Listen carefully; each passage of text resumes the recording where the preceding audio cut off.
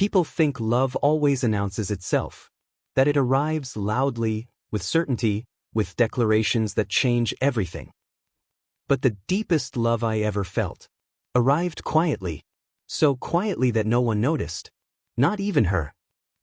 This isn't a story about a confession.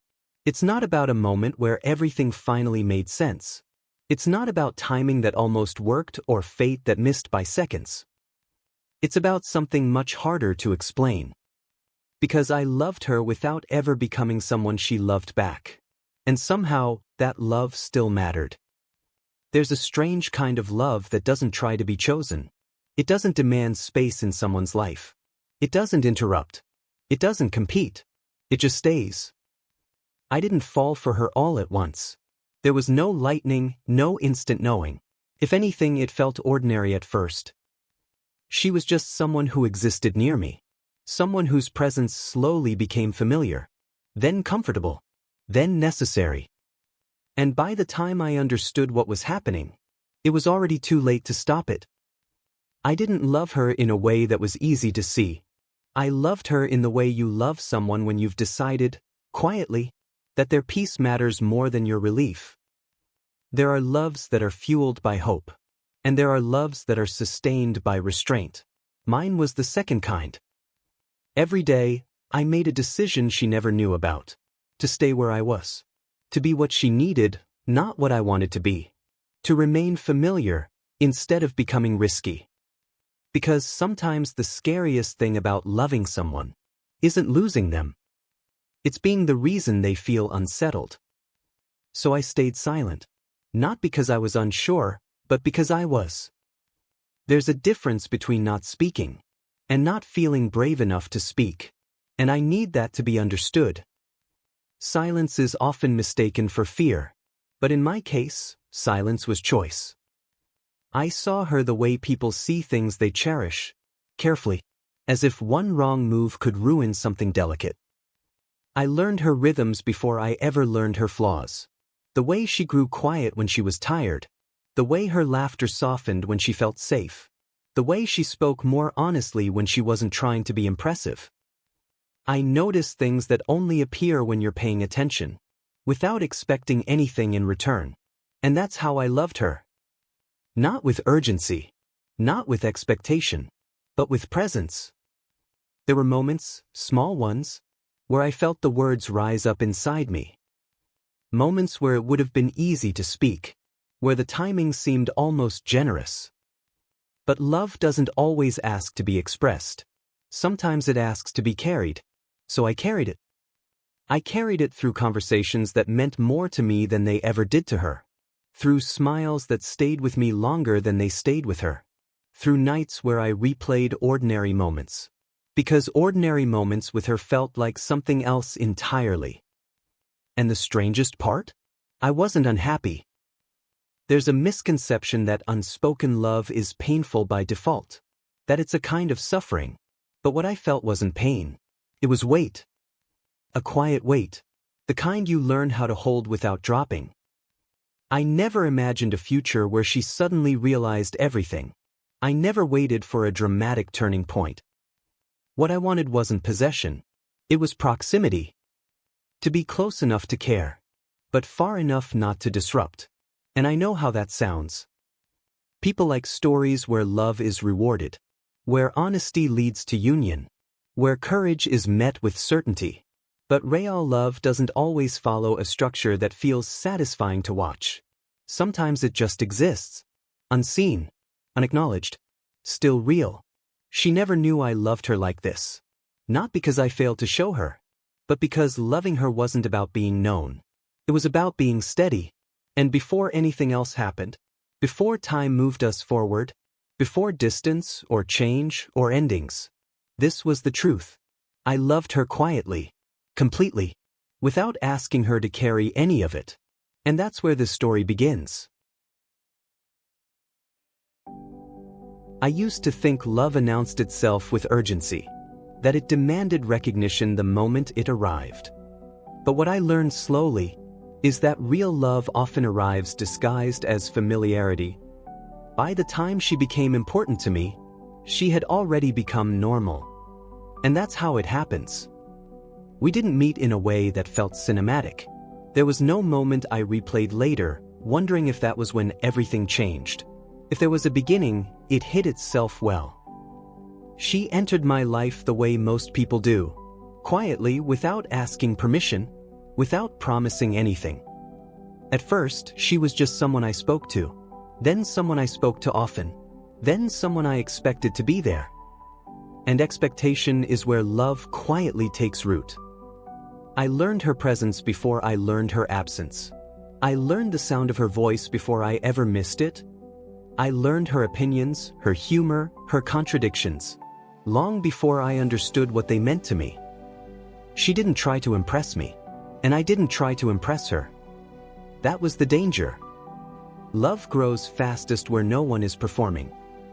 She spoke freely around me, not carefully, not defensively. She told me things she didn't dress up or soften, things she didn't rehearse. And I listened. Not the way people listen when they're waiting to respond, but the way you listen when someone's words feel like something fragile you've been trusted to hold. That was the first way I loved her. By listening longer than necessary. By remembering things she forgot she told me. By noticing what she didn't say when her voice slowed. I became familiar. The kind of person who didn't complicate her life. And without realizing it, I began to love her in ways that required nothing from her. I was there when she talked about her fears, not dramatically, not in tears, but in passing, the way people reveal truths when they don't think they're being examined. I was there when she spoke about her dreams too, the ones she wasn't sure she was allowed to want yet. The ones she mentioned quickly, as if afraid they'd disappear if she lingered on them. I encouraged her without attaching myself to the outcome. Because loving her wasn't about being included in her future. It was about wanting her future to be kind. That's the part people don't talk about.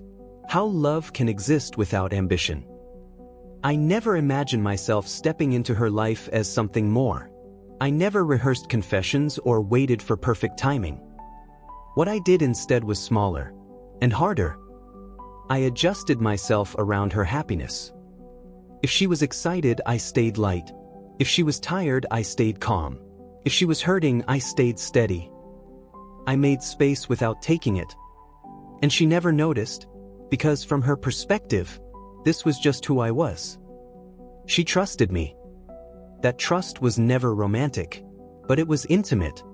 And intimacy has a way of blurring lines long before anyone names them. There were moments when I wondered if she felt it too. Small moments, nothing obvious. A pause before she spoke. A look that lasted half a second longer than it needed to. The way she turned toward me when something mattered. But I never reached for meaning. Because hope has a way of rewriting reality. When you let it. So I didn't. Instead, I grounded myself in what was real. She didn't see me the way I saw her. And that didn't make what I felt wrong. It made it contained. There were other people in her life. People she spoke about with excitement, with confusion, with disappointment. I listened to those stories too. Not because I enjoyed them, but because loving her meant accepting all of her world, not just the parts that made room for me. I became the place she processed things, the place she landed after emotional storms. And I stayed neutral, careful, present. I never positioned myself as an alternative, never subtly competed, never hinted. Because the love I felt didn't want to replace anyone. It just wanted to exist. And in some strange way, it did. I learned to live with the feeling as part of my internal landscape, like something permanent, but quiet, like a room in my mind I didn't invite anyone else into. There were nights I thought about telling her, not because I expected something back, but because carrying truth alone can feel heavy. But every time I imagined her reaction, I stopped. Not because I feared rejection, but because I feared altering the way she looked at me. I didn't want to become a complication. I didn't want to become a question. So I stayed what I was. Reliable, consistent, unassuming. And slowly, almost without noticing, I built a version of love that asked nothing in return. That's what she never knew. Not that I loved her, but how carefully, how deliberately, how often I chose her comfort over my own release. She never knew I loved her like this, and at the time, I believed that was exactly how it was supposed to be. Time has a way of making silent things heavier. At first, loving her quietly felt manageable, almost natural, like something I could fold neatly into my life and carry without effort. But love doesn't stay small just because you don't speak it. It grows in the background, in the repetition of days, in the accumulation of moments that don't feel important until you realize how many of them include the same person. She became part of my internal rhythm. I measured time by her presence, by whether I'd hear from her that day, by whether I'd see her smile in that familiar way that made everything else feel less urgent. And slowly, without warning, loving her stopped feeling light. Not painful, just heavier. There were days when I noticed how instinctively I adjusted myself around her, how my mood leaned in the direction of hers, how her silence made me quieter, how her laughter stayed with me longer than it should have. I began to recognize the cost of loving someone without being known. Because when love is unseen, you don't get to explain your tiredness. You don't get to ask for reassurance. You don't get credit for the way you show up. You just keep showing up. There were moments when she leaned on me more than usual, when life weighed on her in ways she didn't fully explain. She trusted me with her vulnerability, not because she saw me as someone who loved her, but because she saw me as someone who wouldn't leave. And I didn't. But staying came with its own quiet consequences. I watched her move through phases of her life that didn't include me, watched her grow, change, reach for things that felt just out of my reach. And each time she moved forward, I stayed exactly where I was, not stuck, just stationary. There's a specific loneliness that comes from being emotionally close to someone, while remaining fundamentally separate from their life. You know their world, but you're not part of its center. You're adjacent, close enough to care deeply, far enough to never be confused for something more. And still, I never resented her. That's important, because love that turns into bitterness was never love to begin with. What I felt was quieter than that. I felt responsibility. Responsibility to protect the version of me she trusted. Responsibility to remain safe. Responsibility not to shift the ground beneath her feet. So I learned to manage myself. I learned how to redirect my thoughts, how to temper my expectations before they formed, how to accept moments as they were, instead of wishing they were more. I told myself that love didn't need to be acknowledged to be meaningful, that it was enough to feel it fully, even if I carried it alone. And for a long time, that belief held. Until it didn't. There were small fractures first.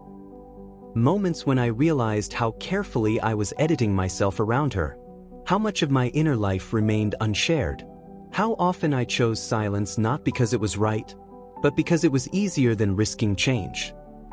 I began to wonder if love that requires this much containment eventually asks for something in return, not from her, from me.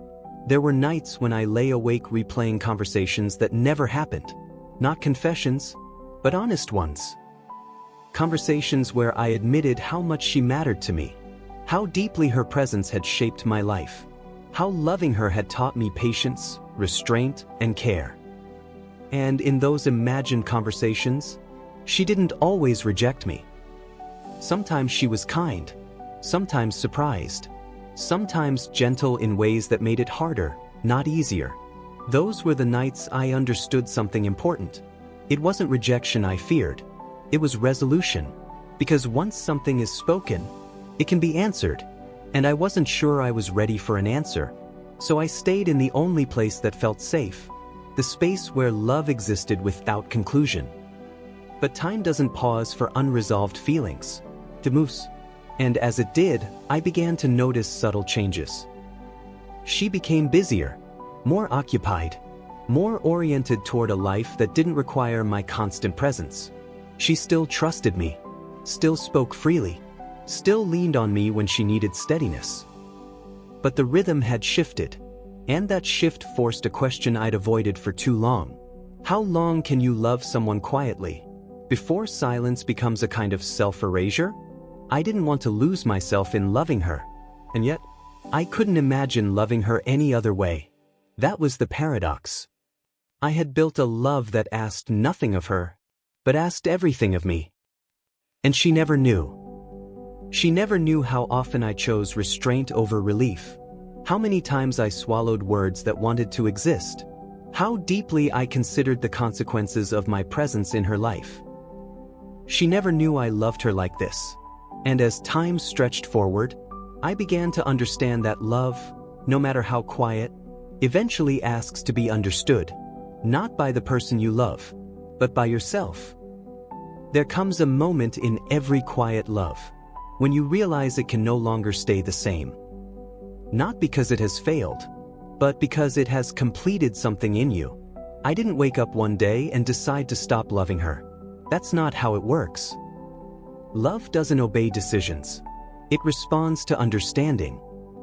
What changed wasn't the feeling, it was the meaning I gave it. I began to see how much of my inner life had been shaped by loving her silently, how much patience I had learned, how much restraint, how deeply I had learned to care without controlling. And I asked myself a question I had avoided for a long time. What if this love was never meant to be revealed, because its purpose was never to be chosen? What if it existed to teach me how to love without ownership? That thought didn't arrive gently. It resisted me at first. Because part of me still wanted recognition, still wanted her to look at me one day and suddenly understand everything. But another part of me, the quieter, more honest part, knew that moment would have changed the story into something else. And I wasn't sure I wanted that. There is a purity to loving someone when you are not trying to take anything from them. I had loved her without asking her to become different, without asking her to choose differently, without asking her to carry the weight of my feelings. And in doing so, I had protected something rare. Not the relationship, but the love itself. I realized that if I spoke now, it wouldn't be to give love, it would be to relieve myself of it. And love, real love, isn't a transaction. So I began to let it change shape. I stopped measuring my days by her presence, stopped orienting my emotional weather around her moods, stopped waiting for moments that felt meaningful only because she was in them. Not because I cared less, but because I cared honestly. I learned to hold the love without letting it define me. That was the hardest part, because loving her had become part of how I understood myself. Letting go of that version of me felt like losing something familiar. But growth often feels like loss, before it feels like freedom. She remained in my life, still kind, still trusting, still unaware. But I was different. I no longer watched her for signs, no longer searched her words for hidden meaning, no longer wondered what I might be to her if circumstances shifted. I allowed her to simply be who she was, not a possibility, not a hope, but a person. And in doing that, I finally loved her without expectation. That's when I understood something that changed everything. Love doesn't lose its value just because it isn't reciprocated. It loses its integrity only when it asks to be paid back. I had loved her with integrity, and that mattered. There was a strange peace that came with that realization. Not relief, but peace. The kind that doesn't erase feeling, but settles it. I stopped carrying the love as a secret, and started carrying it as a truth I didn't need validated. It had shaped me. It had deepened me. It had taught me how to stay gentle in a world that rewards urgency. And that was enough. She never knew the role she played in my becoming. Never knew how carefully I learned to love because of her. Never knew how many parts of myself were refined in silence. And she didn't need to, because some love is not meant to be shared. It's meant to be lived.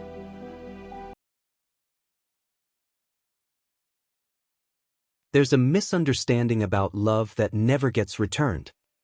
People assume it is wasted. That if it doesn't become shared, if it doesn't turn into partnership or permanence, then it must somehow be lesser. But that has never been true. Some love exists not to be received, but to refine. She never knew I loved her like this. Never knew how carefully I learned to love because of her. Never knew how much restraint it took to stay quiet, not out of weakness, but out of respect. She never knew how many times I chose not to shift her world, even when I could have. She never knew how often I asked myself, would speaking now make her life better, or just make mine lighter? And every time, the answer was the same. So I stayed silent, not because I was invisible, but because I was intentional. That distinction matters. I loved her in the way you love someone when you are not trying to be remembered, when you are not trying to leave a mark, when you are content knowing that the love itself is the mark. I never needed her to validate it, because loving her taught me how to love responsibly, how to love without entitlement, how to love without turning another person into a solution for my inner life. That is a rare kind of love, and it deserves to be honored. She may never think of me as someone who loved her deeply. She may remember me as steady, familiar, unremarkable. And that's okay, because love is not diminished by anonymity. It is diminished only when it demands repayment. I never asked her to carry my feelings, never asked her to choose differently, never asked her to become something she wasn't. I allowed her to be free, even when loving her quietly would have been easier if she wasn't.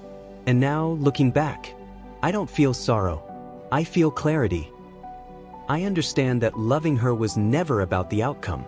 It was about the way it shaped me into someone capable of deeper care, greater patience, and more honest connection in the future. She never knew I loved her like this. But that love still mattered, because it made me gentler. It made me more aware. It made me someone who understands that love does not need to be loud to be real. Some of the truest love stories are never shared. They're lived quietly and carried forward as wisdom, and that is more than enough.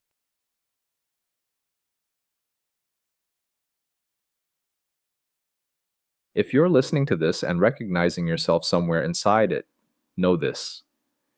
You are not weak for loving quietly. You are not foolish for caring deeply without guarantee. You are not invisible just because your love was unseen. Some of the strongest love stories are never witnessed by anyone else. They live entirely inside the person who felt them, and they still count.